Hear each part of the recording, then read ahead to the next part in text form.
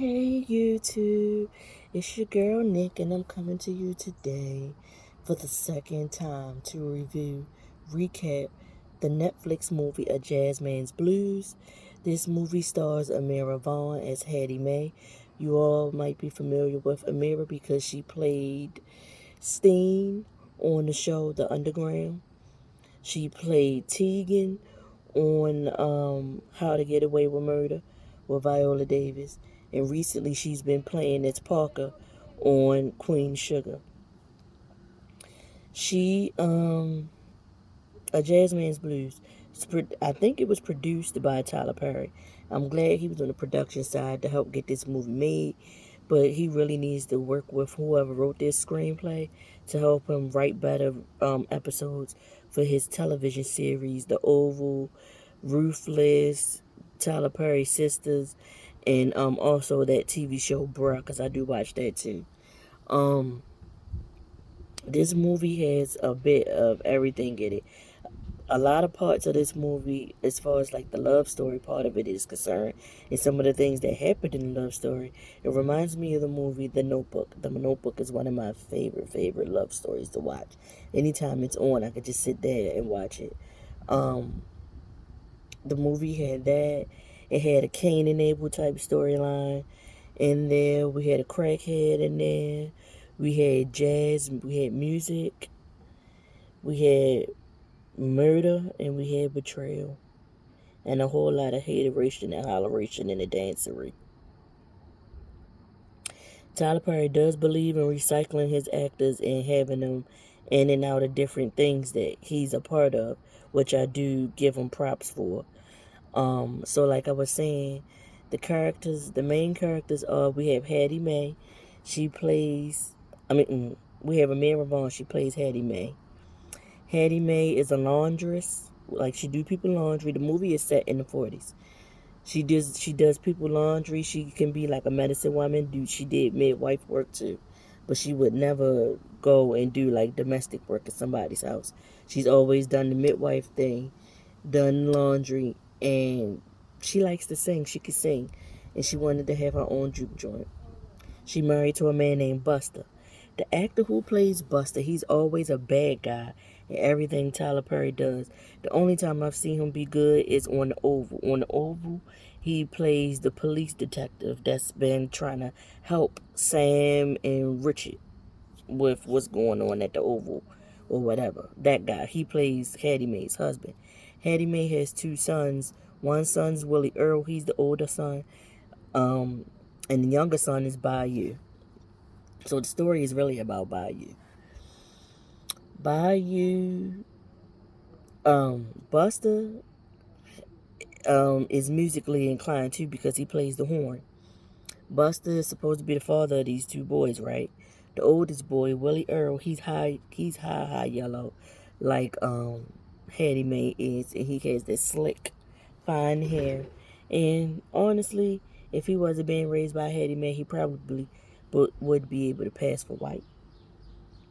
They live in some old podunk town in Georgia. Where they live, it's a bunch of little shack-looking houses. Probably got maybe one or two bedrooms in these houses. They are in like a clearing in the middle of the area where all the houses are surrounding it, and they got some guys with their makeshift instruments, and then Buster in the middle with his horn. Again, he's playing his horn. Hattie Mae singing. She Buster calls his youngest son Bayou up to sing. Play the horn. Bayou is terrible. Bayou can't play the horn. So Buster berates him in front of everybody and calls Willie Earl up to play the horn. Willie Earl is gifted at the horn and he plays it. Willie Earl is played by the guy who plays Robin, Andy's second love interest on the TV show Sisters. We see a young lady that's like in the background, and she just watching everything that's going on. This young lady is real light too. Her name is Bucket. We see when once Bucket leaves, and once Buster berates Bayou in front of everybody. He runs off. When he runs off into the woods, he comes across Bucket. They talking. Um, she introduced herself to him. Um, at some point, we find out that she is so loud. She's in house. I'm out here, but she's still interrupting this. But anyway, at some point, Lee and Bucket tells Bayou her name's really Leanne. He tells her his real name. I don't remember what the real name. I think he said Boyd or something, but they call him Bayou. Um, we find out that she kind of likes him, and I think she feels sorry for him too about the way he's being treated by his father and his older brother, because Bayou is brown and Buster brown skin too, but Willie Earl is high yellow. And we find out that Bayou does not know how to read and write. So after this point, uh,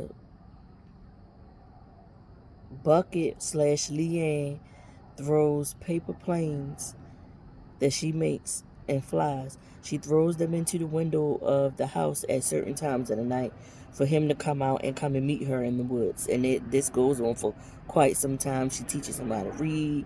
They're in love and all so on and so on. He really likes her. He wants to take her to some dance or whatever at some point. And she's like, my grandfather isn't going to let me go. You don't understand my grandfather. Me, he not going to let me. Because she lived with her grandfather. And after that first meeting, she tells him not to call her Bucket.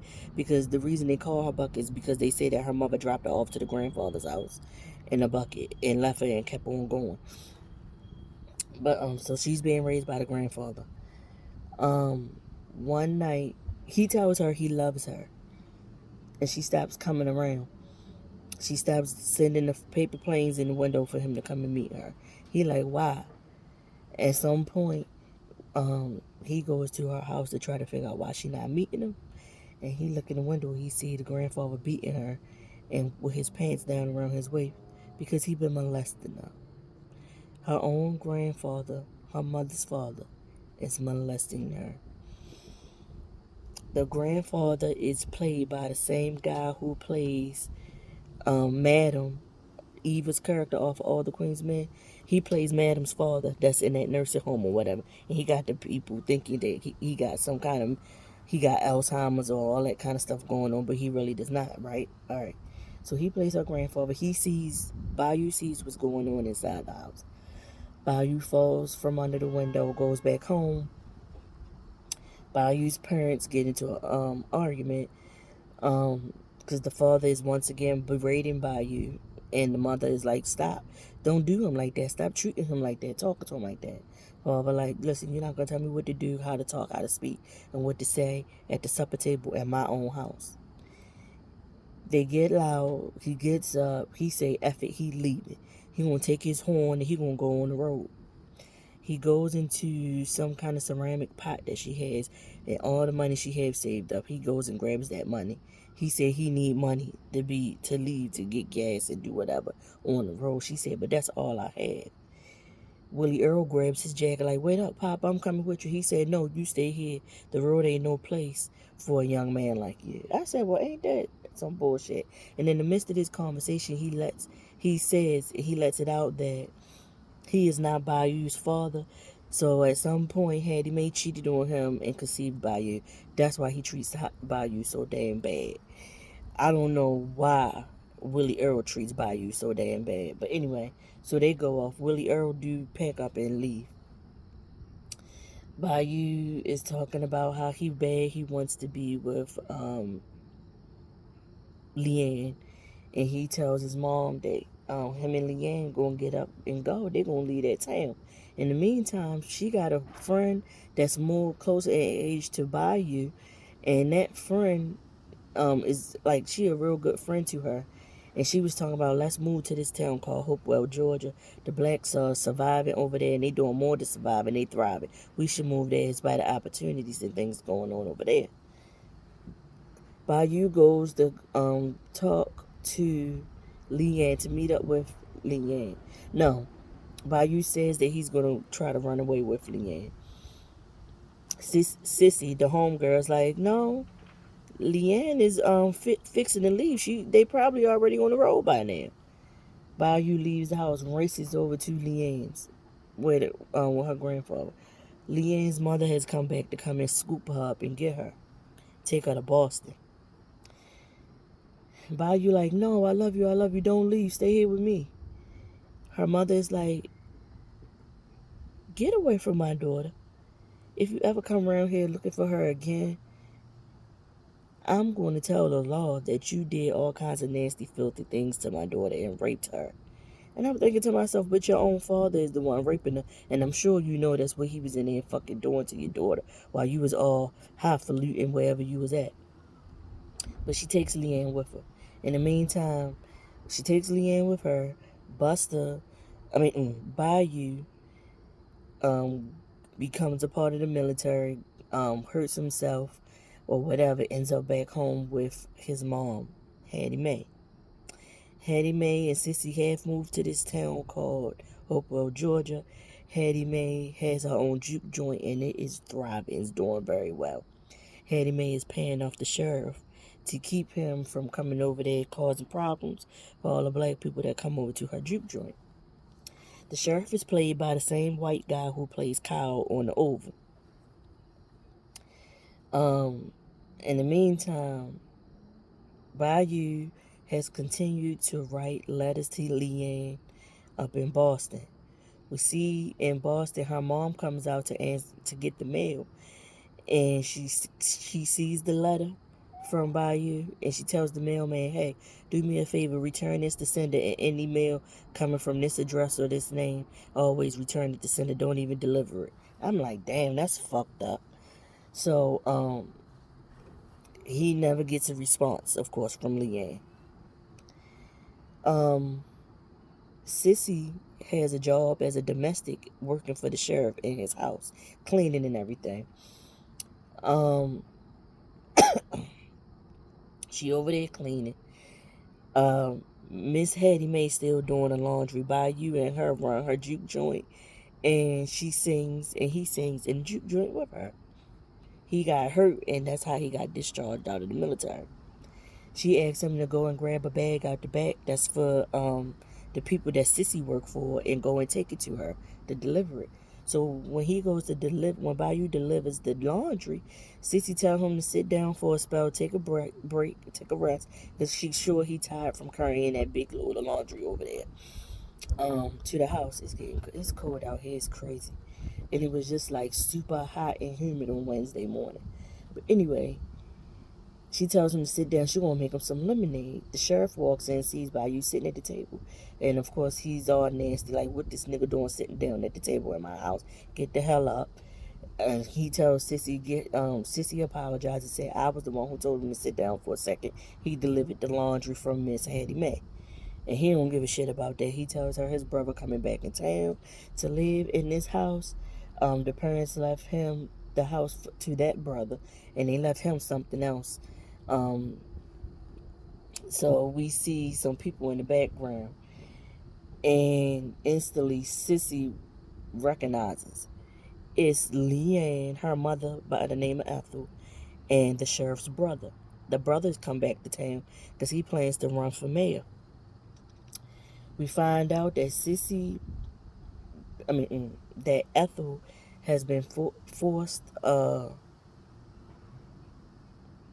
Ethel forced Leanne to do as she had been doing, which is passing for white and marrying for money. Ethel's husband has died, and obviously he was broke, or he had more debt than she knew about, and she was left with nothing, or even she ran through the money already. So she forced Leanne to pass for white and get engaged to her husband, so that they can keep passing and they can keep living a good life or whatever. And now he gonna be the town mayor, so that has some fanciness to it. So she got Leanne bankrolling her new life. By this time, the sheriff then cussed Bayou out so bad, Bayou standing in the doorway to the back door with his back to them, But he hears the voice, and when they walk in, the brother is like, the sheriff is like, this is my brother such and such, and this is his wife Leanne, and her mama Miss Ethel. Sissy speaks, and Sissy and Leanne connect eyes, and Leanne look weird because Leanne realizes that that's Bayou at the back door. Bayou goes on to leave. Some kind of way, she gets Sissy to give him a letter. No, she goes over and figures out about Miss Hattie Mae's juke joint. She go past there to see Bayou. He said we gonna meet up at such and such. And in the wee hours of the night, they meet up. He inquires about the fact that she moved on. She married. He wrote letters. He let her know he wrote letters. She let him know she wrote letters too. But some kind of way they never received each other's letters or whatever. Before she left that first night, when her mother first took her away all those years ago, she did admit to him that she loved him too, but she just didn't want nothing bad to happen to him. He admitted to her that he knew what was going on with the grandfather because he seen it with his own eyes. Sissy is driving by in the truck. He said, all right, I can't stay here long because somebody might come past and find us. So I'm going to go get in the car with Sissy. I'm going to leave. So he gets in the car with Sissy. They drive it back down the road. They see the sheriff then pulled Leanne over. So he tells Sissy, hurry up and act like that you was coming by to pick, you had me in the car. I came with you because you was, Miss Leanne called you for help or whatever. And so that's what Sissy pulls over and tells the sheriff that, that Leanne was in that area and she had asked Leanne had called her and asked her to help her since she worked at the house or whatever. That's the lie they told the sheriff. The sheriff told Leanne, don't come in that side of the town no more. That's where the niggas reside. She don't have no business over there. When Bayou got out of the car with Leanne initially to go get in the car with Sissy, him and Sissy was playing around in front of the car, and Sissy was jumping on his back, and that made Leanne jealous. So when Sissy returned to work the next morning, Leanne was on the floor scrubbing something. She told Sissy to get down in the floor and help her scrub and get this stuff up. And Leanne like, okay, let me go take this dress off.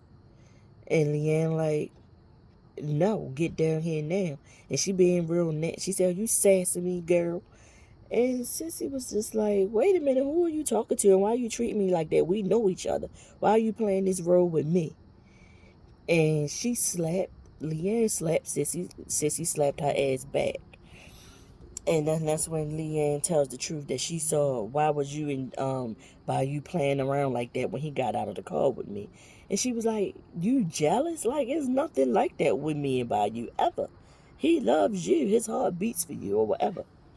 So she was like, all right, I'm going to give you a letter to tell him to meet me another night or whatever. So, in the meantime, Willie Earl, my foot done went to sleep that fucking fast. And it gets so numb. Oh my God. In the meantime, Willie Earl then brought his ass back to town. And he comes to town with a manager / agent. The agent's name is Ira, and he is played by the guy who's the lead character on that show, New Amsterdam. The only reason Willie Earl is back in town is because he wanted this guy to be his manager, and the man said that he would only agree to be Willie Earl's manager. No, he's Willie Earl's manager. Willie Earl won the audition for some big time club, fancy club in Chicago. And he was like, the only way I'm going to get you that audition or do the work to get you an audition to work at that club, I'm sick. I don't know what's going on with me, and I need the best doctor. So we all know that Hattie Mae is like a medicine woman. So that's the only reason Willie Earl came back to town. She nurses Ira. Hattie Mae nurses Ira back to health. And once she does that, Willie Earl still was in town for a little bit. We have a scene where Bayou meets up with Leanne. They in the car. They express their love for one another. He's saying he tired of this life down here. And she said she tired of being with that guy. She don't want to be married to him. She really, really loved him. Always loved him. And she gonna tell her husband that she passive or white. She not white. He like, no, because if you do that, he gonna kill you. And I forgot to mention, there was a scene where she was sitting at the table and the husband was like, what's wrong with you? I see you getting up in the middle of the night, stuff like that. She told him she not happy. She don't want to be married anymore. And he basically told her if she tried to divorce him, that would embarrass him since he's running for mayor. And he would kill her and make it seem like it was an accident. And they're going to believe him because he's a white man. So she tell Bayou this, and Bayou like, all right, so we're gonna run away to be with one another. And once they decide that that's what they doing, he said, but I gotta work a few months with my mom to save up some money so we'll have money to leave town. We see they get hot, hot and heavy in the car, and they pull a Ari Lennox. Would you do it high? I want her in the backseat of my ride, and you know it's risky, right? I want it in the backseat of my. These haters can't mind their business. Ooh, this car is getting foggy. Alright, that's enough of that because I can't sing. But I love that song. That's when I first fell in love with Ari Lennox's voice. But and her artistry. So while they in the car fogging up the windows, Leanne hopped on top of him, and I believe this is the first time that they've had sex with one another. But while Leanne is doing that, who rides by but her freaking mama and sees what happened or what's going on in the car? So it's like the next day or so. They all sitting in the house watching the TV. It's Leanne, Miss Ethel, Leanne's husband, and Sissy is over there. They hear cars coming up to the yard. The mother is like, or either Leanne, one of them said, did anybody expect the company? They like, no. They go outside. The sheriff calls his brother down and says, was it a guy over here yesterday? I'm here because I got a complaint that that a black man was over here harassing Leanne. He was flirting with her and trying to hug up on her and everything. He touched her. And Leanne, like, nothing like that happened. Like, it was just me and Mama here together all day. Ain't nothing happened. Nothing like that happened. And the sheriff was like, you sure? And then that's when the mother spoke up, was like, I made the complaint. I said, you fucking bitch. So the sheriff tell his brother, grab his things, they gonna go hunt the guy down. Sissy overheard this, and she leaves the house, and she runs over the Hattie Mae's to tell Hattie Mae what's going on. At this time, Ira and Willie Earl are packing up the car. They getting ready to leave. They saying their goodbyes. They on their way back to Chicago. Hattie Mae run up. Willie Earl, Bayou, you gotta go. Get out of here. Get out of here. Miss Ethelton told the sheriff that Bayou was over there harassing Leanne, and the sheriff that went out and he gathering a mob together, and they gonna come over here and do something to you. So Miss Hattie Mae tells Bayou, get in the car with your brother and leave. Hurry up. So Bayou does that. He runs away. He goes with Willie Earl and Ira to Chicago. Willie Earl does his they go to Chicago. Willie Earl does his audition, and the club owner likes Bayou's singing, and he only wants Bayou, but Ira broke a deal with him that he can get Willie Earl and Bayou. So this is another reason Willie Earl is jealous of Bayou. Willie Earl does drugs. Willie Earl shoots up drugs. Willie Earl has been getting cash advances from the club owner to buy drugs. In the meantime, back in town, we find out Leanne is pregnant. She back over there with the husband. She had it out with her mother that same night after the uncle and them pulled off. She had it out with her mother. Come to find out, the mother told her and threatened her that if she left to be with Bayou, she was going to lied and say Bayou raped her and did all this stuff to her, so that Bayou and Miss Hattie Mae and all of them would get murdered. Bayou is doing real good. He's performing at this club, but it's a whites only club, which means that he can perform and be the entertainment, but black people can't come in there. In the dressing room, we see Willie Earl shooting up his drugs. Bayou and Ira have a conversation about Willie Earl's drug use and that he needs to stop. And Bayou's like, I just need to get him off the stuff. And Ira's like, if it was that easy, I would have been able to get him off. Somebody from the hometown comes to Chicago, meets up with Bayou, comes to see Bayou and Willie Earl. He lets Bayou know that his mom, Bayou asks how his mom doing and whatever, because he heard that, the club didn't suffer and all that kind of stuff on account of what happened. And he was like, who told you that? Your mama not doing good. Nobody won't give her credit. Nobody coming to the club because they scared the sheriff gonna come over and shut it down and do something to her, so they scared to come out to the club. He like, damn it, she lied. Because he got a letter from Sissy, and Sissy had wrote the letter for his mother and lied to him saying everything was going good. Leanne had a baby, or Leanne was pregnant and having a baby, or whatever. We see Miss Hattie Mae go to the general store to pick up her mail. When the man gives her mail, the mail is already open. You've been sending money, and they've been opening the mail, but they putting somebody else's name on the letters so that they can't find out where Bayou is and come and try to kill him or do something to him or whatever. But they opening her letters so she don't get the money. There's nothing in them. She go look around the store. She get some things, and she trying to get it on credit. The guy that owns the general store like, no, I can't. I've been giving you credit for the last few months. I can't give you no more credit. Meantime,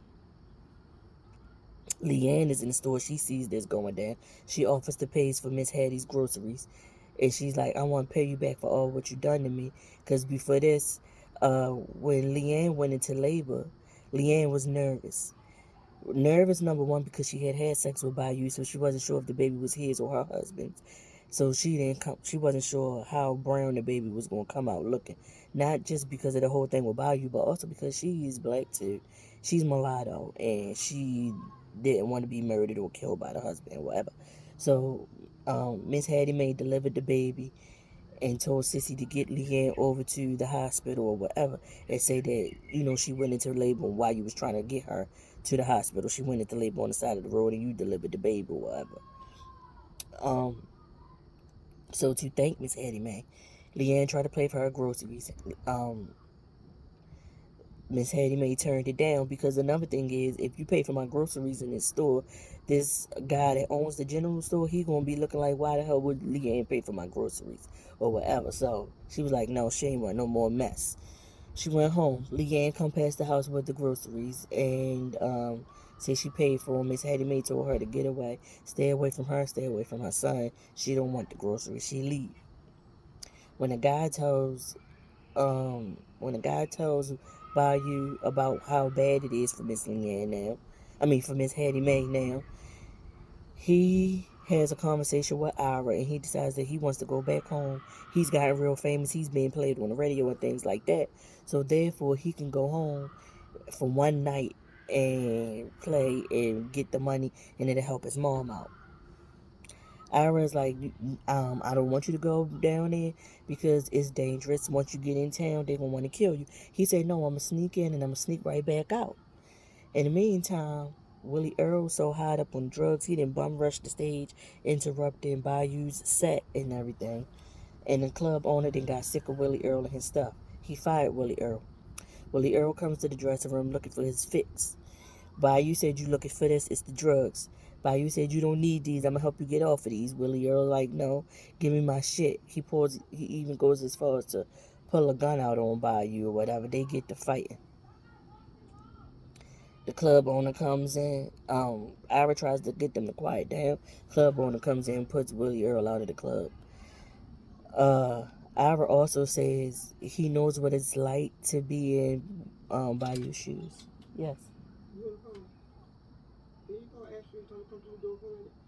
Alright. What's good, y'all? I'm back. So, as I was saying, Ira told Bayou that he can relate. He's Jewish. He lived in a town over in the UK. And of course, when the Nazis came to get the Jews and all that kind of stuff, he tried to save his family, and he watched the Nazis kill his wife and his kids right in front of his face. So he wasn't able to save his wife, but he was able to save a lot of other Jews. He came to the States, and that's where he became an agent or a talent manager and met Willie Earl. So he really doesn't want Bayou to go back down there because he's scared for Bayou's life. Bayou goes back down there anyway. He goes and wakes Willie Earl up. Willie Earl in the house all hide up with the needle still in his arm as he's getting Willie Earl together so that they can leave and go down there to see their mother. Willie Earl is all hide up and telling him how he's seen too much. And he tells that he watched the father get murdered and shot in front of him, and he's seen too many things being on the road with the father. They go down in town. Bayou greets his mom. She's so giddy and excited to see him. She hugs him. He said, "This my band." Willie Earl comes in, and she just like Willie Earl, and they speak. And then Willie Earl stands off to the side. Bayou introduces the band, tells them to set up. He gonna do what he gotta do to make money for her. Willie Earl is jealous as fuck. Willie Earl storms off. Before he storms off, Ira said, "Where you going?" He said, "I'm going for a walk. I need some air." Bayou signals to Sissy, let Sissy know. He gives Sissy some code language to tell Leanne he is here in town. He only in town for the night. Meet him inside the bus, so in the back of the bus, so that they can run away together. Meanwhile, we see the sheriff pull up to the sheriff's station. Willie Earl come out of the dark, tells the sheriff, "Excuse me, sir, you looking for a boy by the name of Bayou?" So he basically gives the sheriff the word on where Bayou is. We see Bayou prepared. Bayou is in the club singing. Sissy comes in, gives Bayou the look, letting him know that Leanne is where he told her to meet him. He goes to the bus. He has security. Ira got him some security. He says he's going to the bathroom. The security wants to walk him to the outhouse where he's gonna go to the bathroom, and he say no, he can make it on his own because he really going to the bus to meet Leanne. Goes on the bus, meets Leanne, tells her he loves her. She said, "This is your son, you got a son." And he sees the boy. In the midst of this, he looks up, he see the mob coming. Leanne like, "Don't go." He like, "No, I can't let them destroy my mom's club," and all that kind of stuff like that. He gets off the bus and tries to stop the sheriff and the mob. And they say, "Are you Bayou?" He said, "Yeah, I'm Bayou, but let me explain, sir." He trying to explain his case, but it ain't going like that.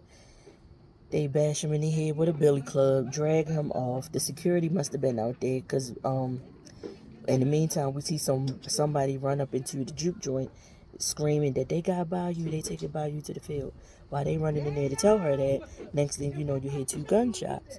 As the people run from out of the club and run out into the field to look for Bayou, we see the 2 bodyguards in the grass shot. And they come to a clearing and they see Bayou hanging from a fucking tree.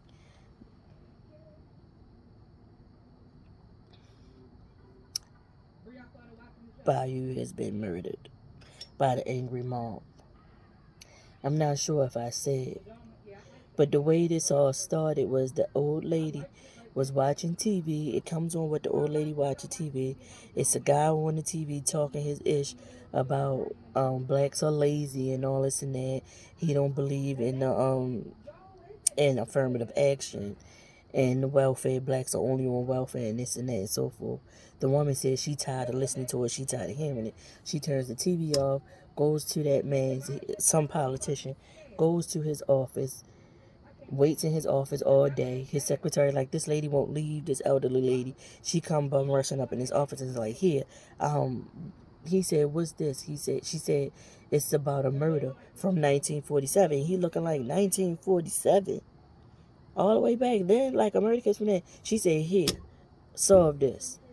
And it's the letters that Bayou had wrote, because he wrote everything down. He wrote everything in a letter all his life. Once Leanne taught him how to read and write. So he read that. So what we seeing is him. He's reading the letters, and we go back in time, and all the events happen as he's reading the letters. Once Bayou is hanging from the tree and Miss Hattie Mae is screaming, we come back to present day. The politician is sitting there, and the lady comes in and said, "You gonna come see your mom? She hasn't been herself lately. She just been sitting there staring, and she keep listening to the same song over and over again, same music every day." He goes into the room where his mother is sitting. His name is Jonathan, this politician. Once he goes into the room where the mother is sitting, we see sitting in front of her is a record with Bayou on the front. This is Leanne. He puts the letters down in front of her, and she starts to cry.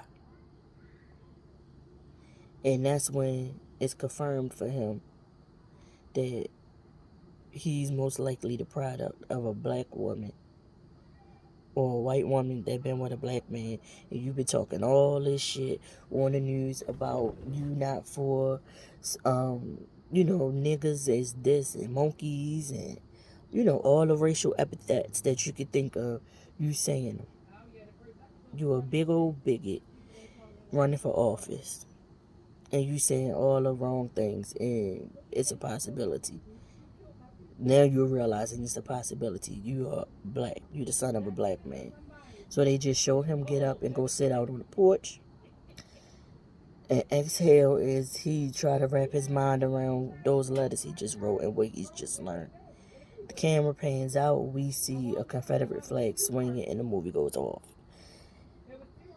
It was a really, really good movie. I'm hoping I said spoiler alert in the beginning of this. If I did it, I'm saying it now. Spoiler alert. It was really good. I really enjoyed it. Tyler did a good job with this. Again, I hope whoever wrote this helps him he allows them to help him write his series and stuff, because the series, like his shows, could go on for longer and be a whole lot better if he puts more oomph into the writing for these shows. Again, I enjoyed the movie, and a lot of it reminded me of The Notebook. Like the time that it was in reminded me of The Notebook. The whole mother taking the daughter away and whisking her away to the big city to go marry somebody else. That was just like The Notebook. The whole writing letters thing and nobody not getting the letters, that was like The Notebook. The whole guy going off to be in the military and join the war, that was just like The Notebook. The only thing that wasn't like The Notebook is the tragedy of the brother being a hater and getting his brother murdered. And that's some deep-seated, deep-rooted hate and jealousy for you to get your brother murdered, because your life going wrong was not his fault. The father treated your mother bad. Your father treated your mother bad. You wanted to run away with the father. You berated the brother just like the father berated the brother. You said to him, you told Bayou in your high stupor that your father is the one who introduced you to shooting those drugs up and doing those drugs or whatever. And through all of that, Bayou still like fixed you up and took you down there to see him up. He could have left your ass up in Chicago where you was. He should have left your ass up in Chicago where you was, because his life would have been spared. He wouldn't have died. It had to happen. And I do believe the lady that went to give the politician those letters to read, that was Miss Hattie Mae in her old days. And I'm not sure if I said it, but the old lady playing the old Miss Hattie Mae, that was Daphne Maxwell Reid, who played the second or the light-skinned Aunt Viv on The Fresh Prince of Bel-Air from back in the late 80s, early 90s. Well, that's it, y'all. I hope y'all enjoyed this review. If you did watch the movie, what did you think of it? Get down in the comments and let me know. Please click the like and subscribe buttons on your way in or on your way out. And I'll see y'all in the next one.